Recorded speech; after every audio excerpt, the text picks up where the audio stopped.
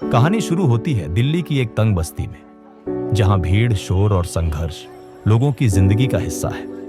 उसी बस्ती की गली नंबर 7 में रहता था एक गरीब दिहाड़ी मजदूर रामू अपने परिवार के साथ। उसका सबसे छोटा बेटा आरव जन्म से अंधा था। लोगों ने उसे कोसा, ताना मारा, अंधा है, क्या कर लेगा ये। लेकिन रामू और उसकी पत्नी सरिता ने आरव को हमेशा प्यार और हिम्मत दी। आरव को किताबों की आवाजों में दुनिया दिखती थी। वह रेडियो सुनता, प्रेरणादायक कहानियां सुनता और अपने पापा से कहता, मैं कुछ बड़ा करूंगा पापा। एक दिन बस्ती में एक एनजीओ वालों का कैंप लगा जो दृष्टिहीन बच्चों के लिए स्पेशल स्कूल्स की जानकारी दे रहे थे। एक कार्यकर्ता ने आरव की बुद्धिमत्ता देखी और कहा, इस बच्चे को ब्रेल पढ़ाना चाहिए, ये बहुत आगे जा सकता है। रामू ने अपनी थोड़ी सी जमा पूंजी लगाकर आरव का दाखिला दिल्ली ब्लाइंड स्कूल में करवाया। अब आरव की जिंदगी बदलने वाली थी। नई जगह, नए लोग और मुश्किलें।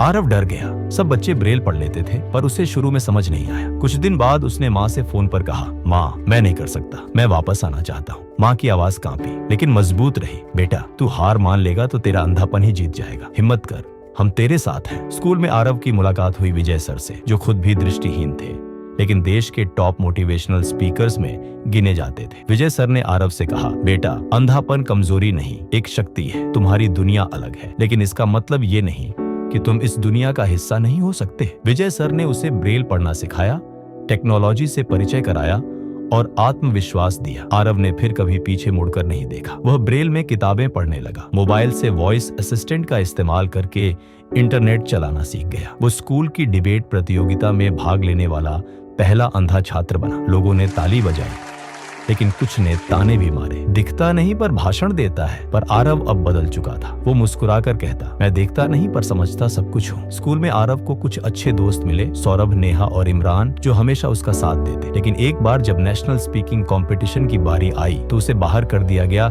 सिर्फ इसलिए कि वह अंधा था। विजय सर ने कहा, बेटा अब तुझे खुद अपना रास्ता बनाना होगा। आरव ने सोशल मीडिया का सहारा लिया। उसने एक वीडियो पोस्ट किया जिसमें उसने कहा, मैं अंधा हूँ लेकिन मैं सुन सकता हूँ, सोच सकता हूँ और बोल सकता हूँ। क्या यही काफी नहीं? उसका वीडियो वायरल हो गया। हजारों लोगों ने उसे सपोर्ट किया। आयोजकों को झुकना पड़ा और आरव को प्रतियोगिता में शामिल किया गया। आरव ने अपनी दमदार आवाज, समझदारी और आत्मविश्वास से प्रतियोगिता जीत ली। वो देश का पहला दृष्टिहीन राष्ट्रीय युवा वक्ता बना।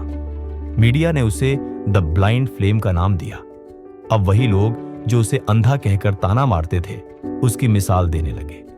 आरव ने अपना गांव, अपनी बस्ती और स्कूल नहीं भुलाया। उसने अपने जैसे बच्चों के लिए एक ऑनलाइन प्लेटफॉर्म बनाया, आवाज की दुनिया, जहां दृष्टिहीन बच्चे किताबें, कहानियां और कोर्सेज सुन सकते थे।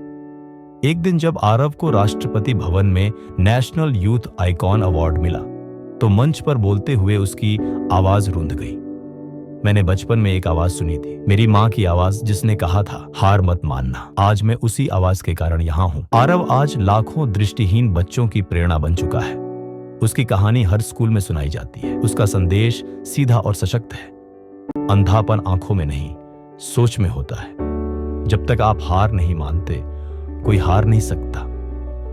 कभी हार मत मानो। कमजोरी शरीर में हो सकती है, पर जब तक मन मजबूत है, तुम दुनिया को जीत सकते हो।